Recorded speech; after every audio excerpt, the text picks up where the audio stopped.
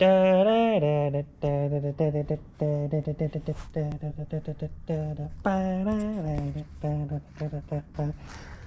wow, wow, wow, wow.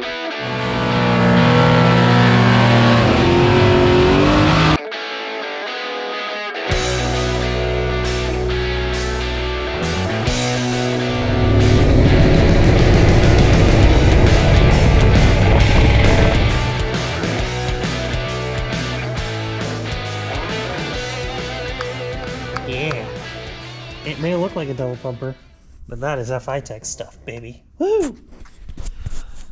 What is up, guys? Welcome back to the Daily Misfire. I'm a dork, first off. Second off, that is getting ready to go on to that. Yeah. Gone is the 283, in is the 350, gone is the 400 horsepower system, in comes the 650 horsepower system, Go EFI Classic version of that thing. So my hope for this video is to explain the differences of this system that's on the car currently, which is their Go EFI Streets. I think it's Street. Yes, it's the Go Street EFI 400 horsepower system. I have to look at the boxes. If you can't tell, I like Fitech stuff. So I have to get that one off, take the whole harness out of the car, because that one's going to be going in the Camaro. And then the whole harness for that one is going in the car, because they're completely different, because this one is totally different. So normally, let me kind of tell you the differences. So normally what happens is you have this guy right here, which this doesn't look like anything. You're like, okay, that's just a plate. Well, actually, which one is it? I think it's this one that has it in it. If I open this one. So what it actually looks like on the backside looks like that. So essentially, that is the brain of your Fitech system. This is for our 600 horsepower setup that we have. That will be going on the dually. That's the one for the dually. So that is what looks like on the backside of that. I had to swap the one out in that one because the injector driver went out. So they sent me that one and I replaced it.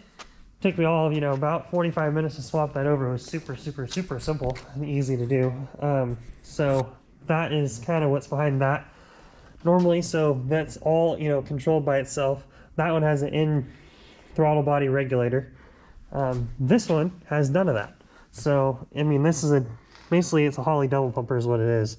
You have your one intake line right here. That's the one intake line that does the whole everything for it.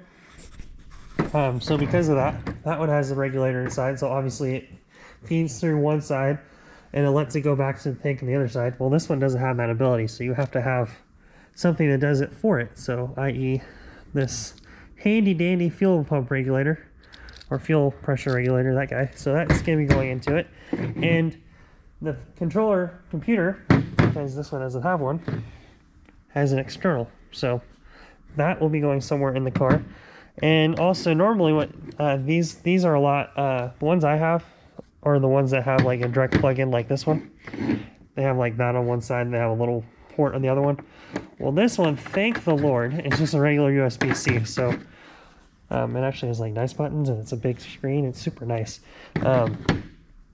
Originally, this is a long story for this throttle body system. So this one I got from Fitech through sponsorship. Thank you guys for that. Originally when we were coming up to California, well, it was originally going to be going on this car like almost immediately. I did the 7R4 swap. The valve clatter on the car was terrible. It ate up all the push rods. I was like, okay, I kind of freaked out about the whole thing. So we took the 350 out, put the 283 in. Obviously 650 horsepower system. This is like a 750, 800-esque air CFM. That one is like a 600 CFM, so that one fits just better for that one. And even then, with the 283, that one was a little bit big. Like if you jumped on the throttle, it would like completely act like it wanted to die. So obviously that wouldn't have worked with that one. So we went to the 400 horsepower system just so the Nova worked and it ran and it was a known thing. Then we were trying to put this on my dually when we went to move out here, and I went to drive, 2,600 miles. We went to put this one on. We got it running, got it driving, had a good throttle response, and then it left me stranded on the road when I first tried to drive it. And come to find out, it wasn't this system's fault. So it was showing a faulty. It's the white wire, which is like it's a signal thing that these have. That there's an issue with the F that they do. Basically saying that they don't have the right grounding signal, or they're not getting spark signal for some reason. And we tried, and it didn't even run with the freaking carburetor. So, because we pulled this off, we're like, okay, we're just gonna go back to the carburetor. It's gonna be fine. Well, come to find out, the distributor that we got with the dually, so it had a stock distributor in it. It was just some like HEI, just like Summit Racing kind of thing. And then it had like a Proform distributor, HEI distributor that was like brand new in box in the back seat. So we're like, let's use that one. It's red, it's cool. I like that one. Put that one in it. We were having all these issues. We're like, okay, let's just see what's going on here. We'll put the carburetor on, still had the same issues. You're like, what the? Ended up putting the regular one on it because we're like, okay, that one we knew just worked. Let's try that one. And it fired right up, idled, ran great, runs great to this day, like a year and a half later. So, moral of the story is, I guarantee you, nothing was wrong with this guy. It was all that stupid distributor. So, I mean, this thing I'm sure would have been great. I mean, it would have been probably on the dually to this day, and it probably would have made a lot more work for me down the road to try to swap everything over. And honestly, I might have just gone to the 600 horsepower system on the Nova, because I'm like, you know what, it's fine. I'll just run that because it just bolts in and I don't really care. So that could have been what happened. So in honesty, it was probably a good thing it didn't do that. So it did all that. Well, with that being said, this one's going to be going on the Nova now. I'm going to try to pull, at least tonight, I'm going to try to pull out all the old harness out of the car, get it kind of cleaned up and prepped to go into Abby's Camaro later, because that's where we're going to be replacing the Edelbrock carburetor on her car with that. Give her a little bit better throttle response, better mileage, all that stuff. And then hopefully the Nova will run leaps and bounds better with this system on it. And then I can try to get it together as soon as I possibly can, so you can get some miles in the car and let this thing learn. Or I guess that thing learn, because that's the computer. So yeah, so you have that mounted externally, that mounted externally in the car somewhere. This closer, as close as possible to this guy. We'll have that somewhere. And then you have this big, huge, plug that goes into that computer. And you have all of that goes into the car, which honestly isn't all that much. So, because some of it's part of the, like, this is part of the, I don't remember what that's part of. I'm gonna have to remember a lot of what I did. Because this is all wired for the dually. So I'm gonna have to remember, like, okay, what did I do here? And that's gonna be part of pulling that harness out and seeing what that one looks like. Because I'm gonna be like, okay, so this one I did this. Oh, okay. And you're like, putzing. Because this one also has electric fans. And this one currently is not wired for electric fans.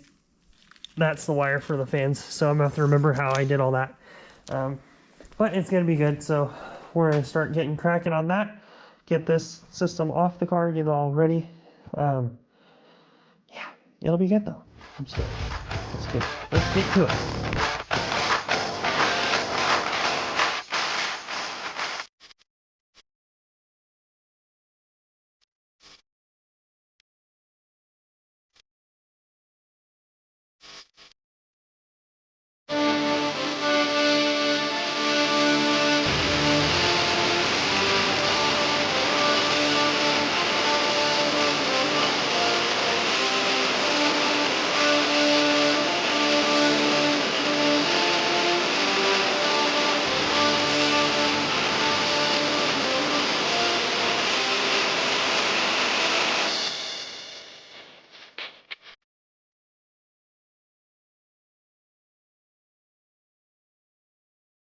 All right, so I tightened the battery up just so it's, there. We need to tighten up and, fix all that wiring because that looks horrible. But this is just, movie magic, to show first kickoff on this engine with this new system.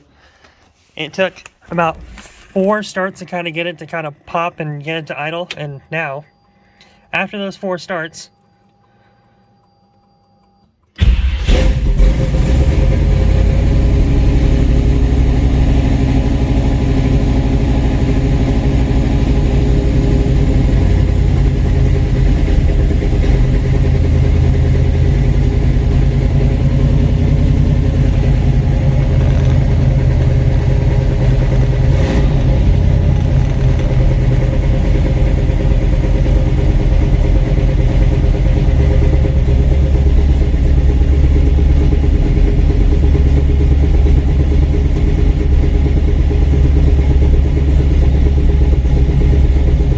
we obviously need to fix this, but it's cold, so that, and it has to learn.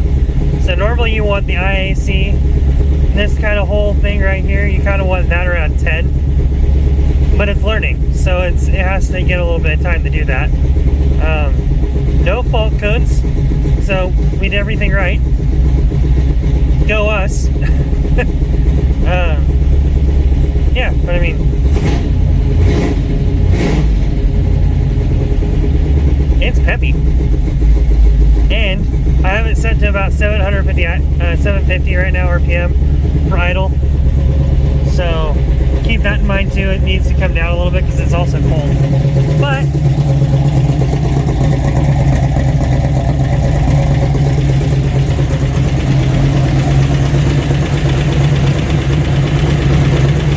good job, little guy.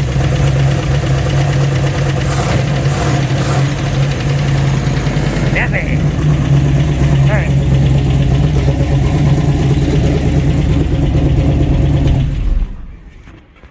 Now we're going to let it sit a little bit. I'm going to tidy up all the wiring, get it all nice and pretty, and we're going to doll up that engine bay and make this thing look sexy. Okay, potentially address, that big puddle underneath. I have to change oil, we have to adjust rockers, do some stuff like that. Another thing that might be causing the idle to be a little bit higher than it should be is we have that is the wiper motor, or the wiper fluid washer line is the vacuum line right now. Mint. We got that going to it. We have 2 PCVs. There's kind of a bunch of stuff kind of going to the engine right now, so gotta kind of tidy up all that stuff. I'm gonna go through that, get this engine nice and pretty, and you guys will see that here in a second.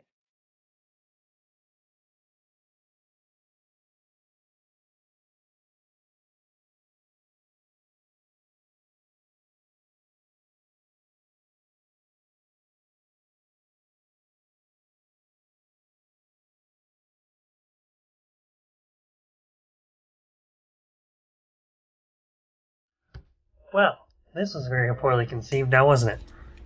I was editing, and I realized I didn't make an ending. I kept looking around for one, and I realized I just didn't make one. So here it is. Thank you guys for watching. Hope you enjoyed the little bit of video that we did, kind of showing everything that we've been doing.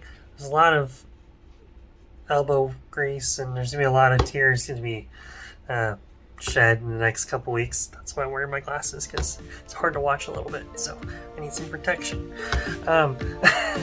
With that being said, I'll see you guys later. Be sure to like and subscribe, and I'll see you guys in the next one. Peace.